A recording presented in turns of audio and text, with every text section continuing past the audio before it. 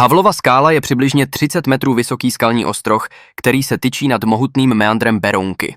Ačkoliv název může evokovat spojitost s bývalým prezidentem, jméno vyhlídky má mnohem lidovější původ. Podle pověsti se zde ze srázu zřítil kůň místního sedláka Havla. Z vrcholu skály se otevírá panoramatický výhled, který mnozí přirovnávají k slavné vltavské vyhlídce Máj.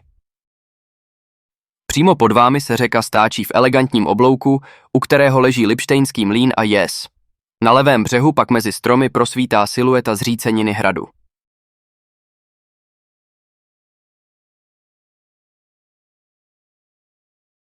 Od roku 2025 je cesta k vyhlídce nově a lépe vyznačena, takže je přístupná i méně zkušeným turistům.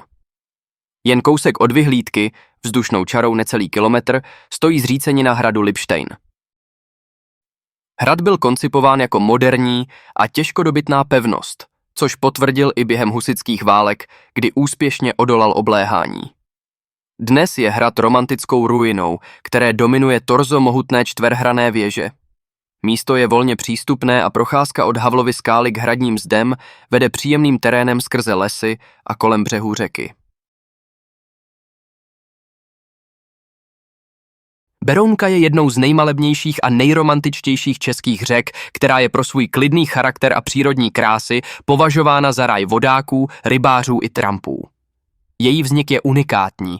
Oficiálně se zrodí v Plzni soutokem 4 řek – Mže, Radbůzy, Úhlavy a Úslavy a svou cestu končí po téměř 140 kilometrech v pražských Lahovicích, kde se vlévá do Vltavy.